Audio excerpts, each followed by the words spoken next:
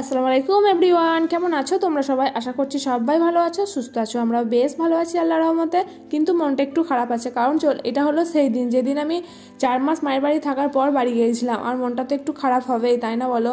কিন্তু তবুও মুখে হাসি নিয়ে চুপচাপ চলে গেলাম বাড়ি। আর আমি এখন রেডি হয়ে গেছি, এই যে দেখো বেরিয়ে পড়েছি। আর এই যে মা সামনে সামনে যাচ্ছে, আমি পিছনে যাচ্ছি। সবাই এসেছে আমাকে গাড়িতে চাপানোর জন্য। আর আমার মা আমার সঙ্গে যাচ্ছিল সেবার আমাকে দিতে। মানে আমি যখন বাড়ি গিয়েছিলাম আবার আমি চলে এসেছি এখন মায়ের বাড়ি ঘুরে। তো এখানে সবাই আছে, দেখো আমার আব্বা মা ভাই, আরও পাড়াতে চাচি কাকি ভাবি সবাই আছে। তো আমি এখন বাড়ি যাব, তার জন্য ওরা গাড়িতে সব চাপা ছিল। তো অনেক দিন ছিলাম, তো অনেক কিছু জিনিস ছিল, তো সেগুলো নিয়ে যাচ্ছিলাম। আর মেয়েদের তো মায়ের বাড়ি থেকে নিয়ে যাওয়ার কোনো শেষ হয় না, তাই না? যতদিন বাবা মা বেঁচে থাকে ততদিন তারা মানে নিয়ে যেতেই থাকে। তো এটাও কোনো নতুন কথা নয়। তো আমিও যাচ্ছিলাম সেবার গাড়ি করে যাচ্ছিলাম। আর আমার মায়ের বাড়ি থেকে শ্বশুরবাড়ি অনেকটা ডিস্টেন্স, তার জন্য আমি আমার মেয়েকে নিয়ে বাইকে যেতে খুব অসুবিধা হয়। তার জন্য আমি যখনই যাই তখন 4 চাকা করেই বেশিরভাগ যাই। আর আমার সঙ্গে আমার নানি যাচ্ছিল আর আমার মা যাচ্ছিল, দুজন যাচ্ছে। তার কারণ আমার ননদরা অপারেশন হয়েছিল, তার জন্য দেখতে যাচ্ছিল। যতই 4 চাকা করে বাড়ি যাই তবুও বাইকে যেতেই বেশি ভালো লাগে। আমার মেয়েও বাইকে যেতে পছন্দ করে। 4 চাকাতে মানে মাথা ঘুরে গা গুলায় অনেক কিছুই হয়, কিন্তু তবুও একটু রেস্ট মানে বসে বসে যেতে পাই, একটু হেলান দিয়ে ঠেস দিয়ে যেতে পাই, তার জন্যই 4 চাকা করে বাড়ি যাওয়া। আর বাইকে হলে সেটা তো আর হয় না, একটু অসুবিধা হয়। কিন্তু আমি যখনই বাইকে বাড়ি যাই অনেক জায়গায় দাঁড়িয়ে দাঁড়িয়ে যাই, প্রায় 2 ঘন্টা লেগে যায় আমার বাড়ি যেতে। আর আমার মেয়ে তো এখন ছোটো, আমি ওকে নিয়ে 2বার গিয়েছি বাইকে, 2বার আসা যাওয়া করেছি। তবে এরপর একটু বড় হলে বাইকে যাওয়া আসা করব ভাবছি, কারণ 4 চাকায় আমার খুব অসুবিধা হয় যেতে।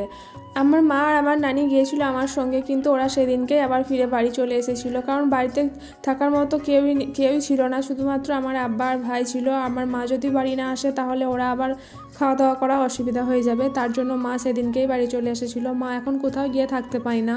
তো মা বলে যখন ভাইয়ের বিয়ে হয়ে যাবে তখন নাকি সব মেয়ের বাড়িতে গিয়ে থাকবে, কিন্তু কি করবে জানি না। তবুও মা এখন বলে সেটাই।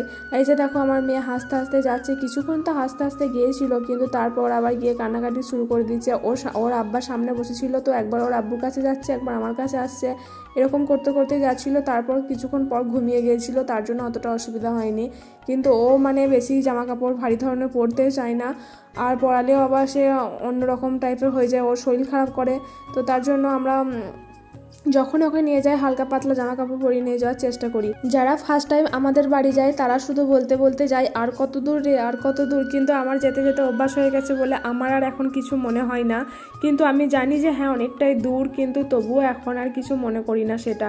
আর এই যে দেখো চলে এসেছি গুসকারা রেল স্টেশন। তো এটা পেরিয়ে আমাদেরকে যেতে হয়, 2টো রেল স্টেশন পেরোতে হয়। একটা আমাদের এখানে মানে বাজার থেকে পেরিয়ে যে স্টেশনটা আছে সেটা, আর এটা হলো গুসকারা রেল স্টেশন। আর তারপর এটা হচ্ছে নতুন হাটের মানে ব্রিজ। যারা নতুন হাটের আশেপাশ থেকে আমার ভিডিওটা দেখছো তারা নিশ্চয়ই ব্রিজটার কথা জানবে। তো এটা অনেকটাই লম্বা, পুরো মানে কি বলবো 5 মিনিট লাগবে হয়তো এটা পার হতে। তো এটাই এখন যাচ্ছিলাম পার হয়ে। আর এই ব্রিজটা পার হয়ে আমাদেরকে যেতে হয় নিচে অজয় নদী, আর উপরে এই ব্রিজটা। যদি কেউ আমার ভিডিওটা নতুন হাট থেকে দেখো তাহলে নিশ্চয়ই একটা কমেন্ট করবে। যদি তোমাদের আজকের এই মন খারাপের ব্লগটা ভালো লাগে তাহলে একটা লাইক করে দিবে। আর আমার চ্যানেলে নতুন হলে অবশ্যই চ্যানেলটা সাবস্ক্রাইব করে আমার পাশে থাকবে, আর পাশে থাকা বেল আইকনটা প্রেস করে দিবে, যাতে নতুন কোনো ভিডিও ছাড়লে সবার আগে তোমাদের কাছে পৌঁছে যায়। আর ততক্ষণে আমিও বাড়ি পৌঁছে গেছি। আর বাড়ি এসে বাড়ির অবস্থা দেখো, পুরো অগাছালো হয়ে আছে। 4 মাস বাড়িতে না থাকলে যে অবস্থা হয়ে থাকে আর কি। আমার মনে হয় বাড়িতে না থাকলে সবার বাড়ি এরকমই অবস্থা হয়ে থাকে, তাই না বলো? তো চলো ভিডিওটা এখানেই শেষ করছি। সবাই সুস্থ থাকবে, ভালো থাকবে, সাবধানে থাকবে। দেখা হবে নেক্সট ভিডিওতে। আল্লাহ হাফেজ।